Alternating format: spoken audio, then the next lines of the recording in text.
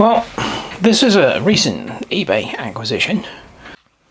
I haven't actually bought a very old steam engine off of eBay for a considerable amount of time, but the seller offered me a really good price on this, and I just couldn't refuse it. So what is it? Well, it's a Bing, and I'll close in on there are two identifying marks on the firebox which tell you that, well, one on the firebox and one on the boiler, which tell you what this is from the point of view of manufacturer. But as for model, yeah, not too sure about that. I need to do a bit more digging. Well, a bit more digging has been done, and I believe this to be a model 130-212. I found a couple others online which this is identical to, and that's what the owners of those engines have identified them as, which makes this very old indeed. In fact, it's pre-war, and by pre-war I mean pre-First World War. So these were made up to about 1914, and that's it. So therefore, yeah, this is very old indeed, and as such is in very, very good condition, really. There are some issues with it, which we'll go into in a minute, but an awful lot of the lithograph print that's on the base is still there. The marbling effect on the engine stand, that's pretty much still there. It's rubbed off in a couple of places. The firebox is a little rusty, but it's not too bad at all. So yeah, overall this thing is in pretty peachy condition. So I'm not going to do any restoration work on it. I'm going to do some repairs. There's some repairs that need to be done, and we'll let it come around and I'll show you what they are. So the first thing is that the boiler is not attached. It just literally lives off. So there are two tabs on the firebox which should be soldered onto the underside of the boiler, and obviously the steam pipe should be soldered onto the steam inlet on the valve body there. So that's the first thing. I'll let it come back around again. And the second thing is there is a crack in the firebox just there. The metal is split on the top there. That's not really too much of a problem. This doesn't weigh anything at all, so I'm not too worried about that. What else? But unfortunately, I think probably the worst bit is the chimney. But on a lot of these German model steam engines, the chimney fits over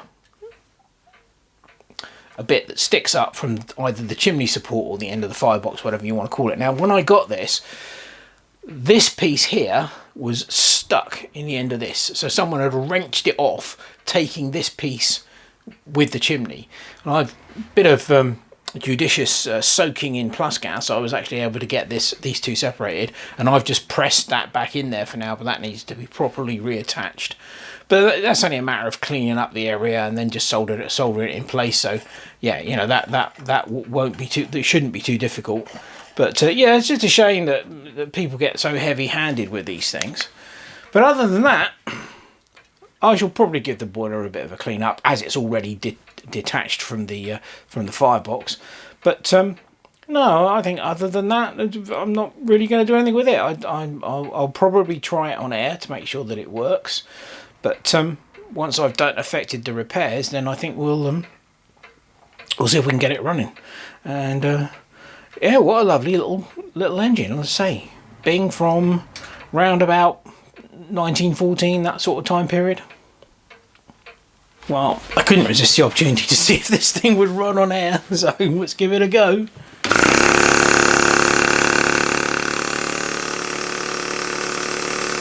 with that, let's try the other direction.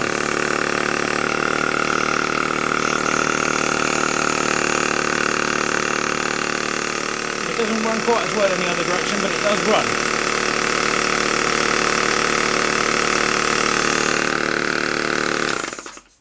Good. Well, at least we know it works. So the boiler and the whistle and safety valve have been soaking in vinegar overnight, and we're ready to take them out. I'm hoping that that would have removed, once I give it a little bit of a brush, that will have removed most of the soot that was on the underside of the boiler and cleaned it up. And I've also had it filled up on the inside. So if there's any fur on the inside, hopefully scale, that will have been removed. So I'm going to get on and do that. I'll do it off camera because it's pretty messy, and we'll come back after I've got them out and clean them up. Okay, here it is out of the vinegar. Now, it hasn't taken off all the soot, but it's done a damn good job. Now, bearing in mind that was thick black on there when I put it in the vinegar, and I'd given it a damn good rub with a cloth, got off as much of the excess as possible, but it was still completely black, the underside. So the vinegar's done a damn good job of getting rid of the soot. The whistle had a lot of scale on the base here. In fact, that hole was partially blocked, and of course you never know what the whistle top here is like. So yeah, we'll stick that on the compressor and see whether it works. I mean, it may have worked before, I don't know, I didn't try it, but I'm hoping it will work now. And the same with the safety valve. The safety valve wasn't too bad, there was some scale on it, but you know. So let's get the compressor connected up to it. So there we go, whistle's in the air pipe. Give it a quick blast with the compressor. Right, find the right switch. Oh, there we go.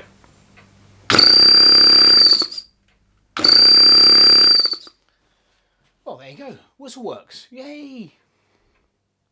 So there we go. So I'm going to finish cleaning up the boiler, and I'm going to polish up the whistle and the safety valve, and then we've got to put it all back together.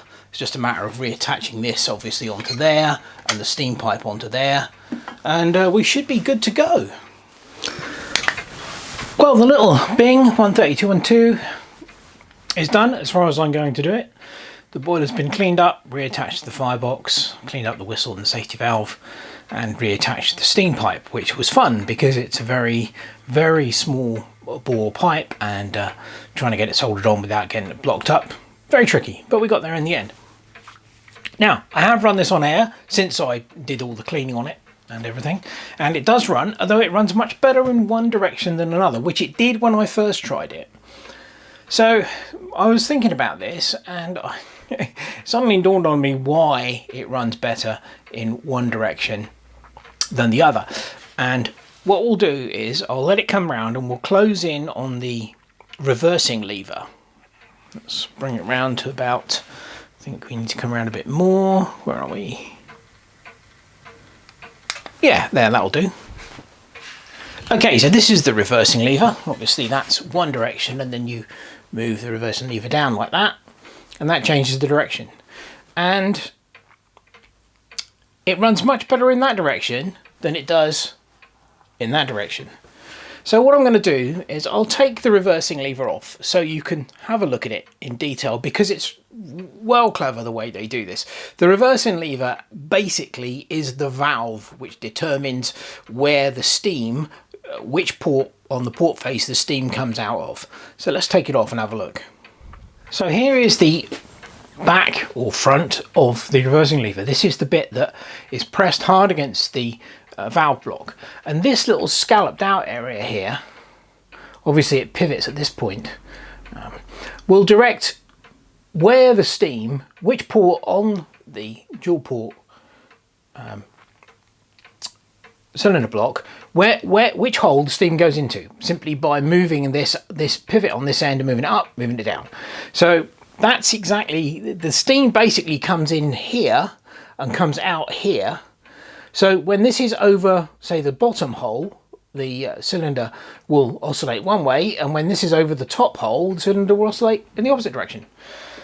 And that in itself kind of explains why it runs better in one direction than the other. I'll put it back on the engine.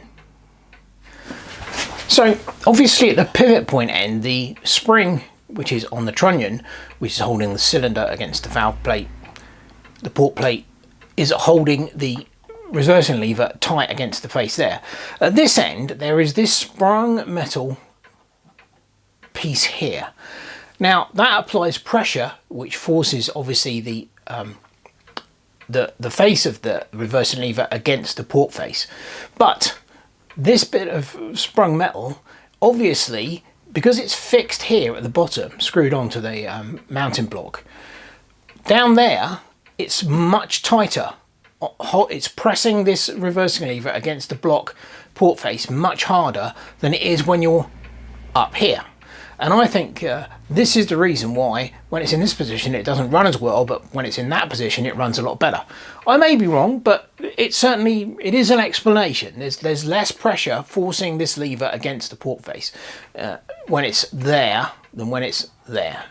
So there you go, just thought you guys might be interested in that. So obviously the next thing to do is try and get it steamed. Well, second attempt. First attempt, the safety valve was leaking quite badly, so I had to abort that one, and we're starting again. So we'll let it build up some steam, and hopefully we'll get it going this time. Well, I think we're nearly there, hopefully. Ooh, so close.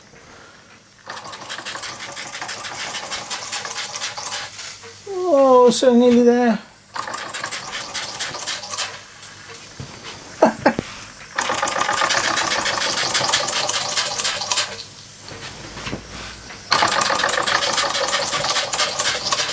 Nearly there.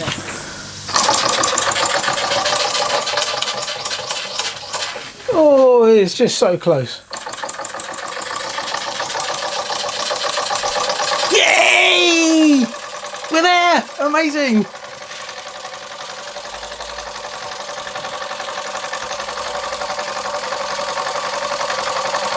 The Bing 13212 running under its own steam. Right, let's see if it will run in the opposite direction. I don't think it will, but we'll try it.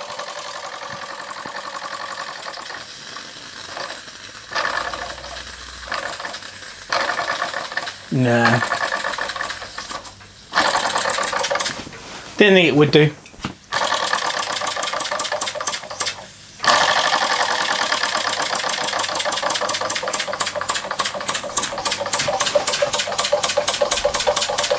And I want to, I don't want to let it run for too long because it's really long water.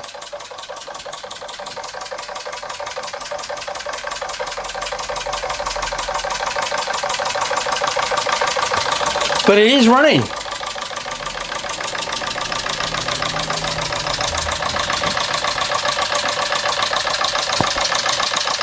At least in one direction.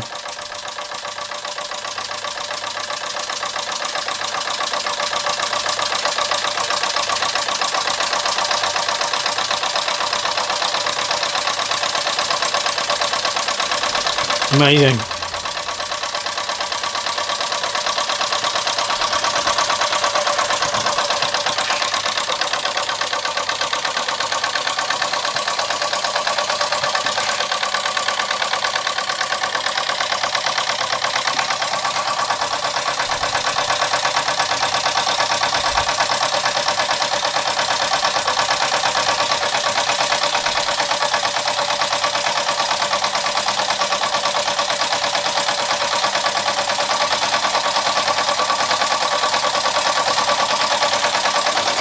Well, there we go, the Bing 13212 running on its own steam.